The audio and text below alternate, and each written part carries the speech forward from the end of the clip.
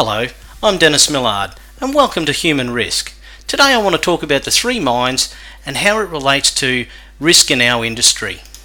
So let's start off with the pressing question. How can we influence risk taking and all other things safety if we don't understand humans and how they make judgments and decisions? So let's have a look at the brain.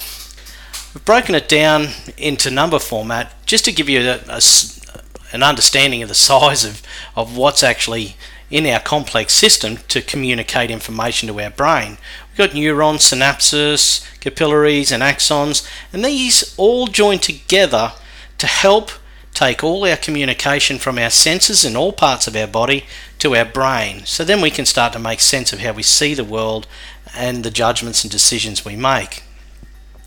So if we have a look at the brain, I've broken it in, and I've called it mind. Mind and brain means the same. I've broken it into three sections. So let's have a look at the conscious, subconscious and unconscious way we think.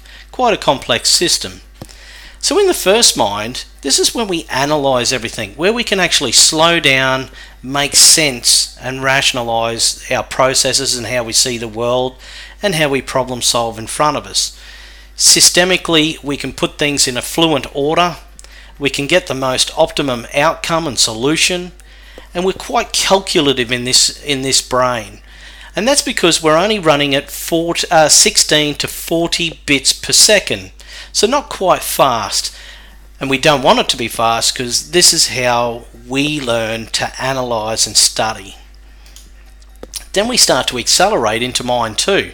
This is where we start to experience things, trial and error. Micro rules have developed here. These are shortcuts. Micro rules are shortcuts. Heuristics are also developed here. Now heuristics are our rules of thumb. So they're the things that eventually go into our unconscious mind and they become our rule of thumb of how we do things autonomously without even thinking about it. Memory recall is also in this mind. So what makes me think of phone numbers? They're not in the forefront of our mind, but when I need those phone numbers, the ones that I ring often, I can call them forward and memorize them and put them into the phone and call those numbers. Then we got the fast mind. This is the unconscious mind. This is where we do most of the work. Now, this is a very efficient mind because it does 10 billion bits per second of information. So this is how we become automatic. Automaticity is saying this: we're automatic. We do things fluently and in an autonomous way. And we're not rational and we're not irrational in this brain. We're just arational, which means neutral. We're satisficing and we're adequate in this mind because the information we've got over a period of time. We've analysed that information and we're comfortable and confident with it, and that's where it sits in that fast brain. We analyse and do daily tasks, activities, driving a car, managing risk, all in this unconscious mind. So now that we understand that we've got these three complex minds that do all the thinking, which one can be actually primed by words and pictures? And do we want to be primed by those words and pictures? Can we help it? Are we getting primed the right way, particularly when it comes to language, or even science for that matter? Which one is influenced by culture and leadership? So which mind is influenced by that? Which mind made the decision? Which mind does most of the work? Which one makes sense of risk, so the sense making? And where do safety procedures and safety systems sit? Which mind? It's quite interesting when we're thinking about managing risk. We need to think of all these complexities because it's these three minds that make the decisions and make us understand the world of how we see it or how we interpret language, symbols, all those things. So let's have a look at the unconscious mind and just have a bit of experience of what that feels like. Here's Annalena Jolene and she's upside down, so our eyes paint that picture and say this is how she should look. Even though she's upside down, we'll paint the image of what she should look like. Are we really seeing the world the way we are seeing it, or are we actually seeing an illusion? As we start to turn this around, wow, look at this. She's not looking the same. Our brain actually says that there's something wrong here and paints us the picture of what's actually in front of us. But if you step back and turn your head on the upside down, she'll start to look normal again. So why is our brain or our mind's eye tricking us on what we're seeing in front of us? Why do we actually see the world as an illusion and not how the world really is? And in that case, that means that everyone sees the world differently. Let's have a go at the unconscious mind, and hopefully I can get you to feel what it's like in the unconscious mind, but also feel what it's like to come out of the unconscious back in towards the subconscious conscious. So what I want to do here is, rather than say the word, say the colour. So like this: purple, red, green, black, orange, blue, orange, purple, red, blue, green, black. You can see that's quite efficient and quite quick. Again, let's try it this time, only the colour, not the word, as fast as we can. Red, orange, purple, black, blue, orange, black, red, green, blue, purple, orange, black, blue. As you can see, I was struggling with that. I had to slow down. I made a few blunders, and you may have done too, hopefully not as bad as me. Interestingly enough, we couldn't do it as quick as the first one because it wasn't in sequence. So we've thrown the sequence out, which our brain is not used to seeing a sequence of this sort.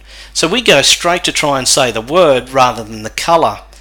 And it confuses us a bit, so we have to slow down out of the unconscious state back into the subconscious conscious state to actually analyse what's in front of us and make sense of it. So that's what it feels like to slow down.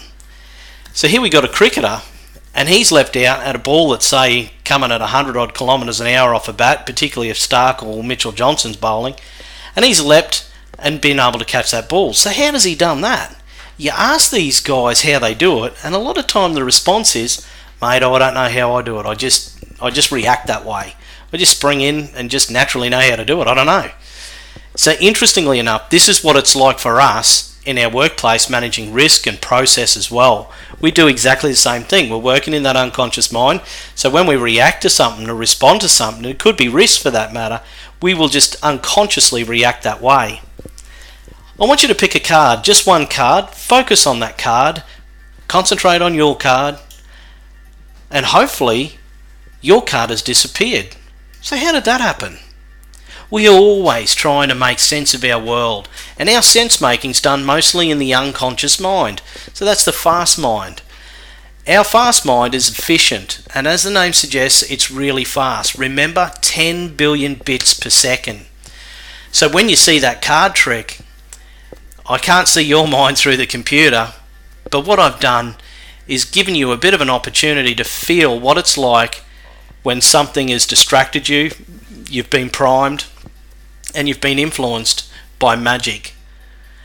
So you might get that, and you might understand that magic trick eventually once you think about how I may have done it. Interestingly enough, our fast mind responds to what's in front of us. That's how magic happens to us and all the time. So now that we know that these three minds have different ways of managing risk, looking at risk and analysing the world, and the conscious state is mainly the ones where we can analyse and make sense of everything in a slow mind, but we don't work there. We work in the unconscious mind and subconscious mind. This makes it really complex when it comes to managing risk. We're used to physical, mechanistic approaches to managing risk, and that's what we do today in our industry. So we're trying to systemically control risk. And sometimes we use behavioural safety programs, which still doesn't take in the concepts of conscious, unconscious and subconscious mind together. It only looks at the conscious in some aspect and looks at the behaviour only. But behaviour is a very small part of what's actually happening here. It's more to do with heuristics and everything else. So what does this mean for the management of uncertainty? Which what I mean by that is risk. How are you going to do it in your workplace? What are you going to do different instead of looking at the physical risk? But how are you going to start managing this secondary and tertiary risk? So what I'm saying by that is the head space. What's in somebody's head? How are they thinking? How are they interpreting the world and the risk? How are they distracted? How are they being primed through words and symbols? Are they seeing it the way we're seeing it? And what about that tertiary mind, where we're talking about group space? What influences happen here? How does that influence their culture and their decision making and thinking? These are really critical when we come to managing risk. When fatalities happen, they don't happen in a conscious state, they happen in an unconscious state. So if we're not aware of how to manage unconscious risk and the way we think about risk in that unconscious mind, how are we going to manage risk in front of us? Certainly not by systems or risk assessments. So where to from now? Well, you can contact us at Human Risk, dennis@humanrisk.com.au, or via phone +61 427 052 998. We can help your business become more resilient with workplace culture, risk and safety, and manage those key things through many of our risk and culture programs that we have at Human Risk. I look forward to working with you and your business in the very near future. I'm Dennis Millard, and thanks for watching.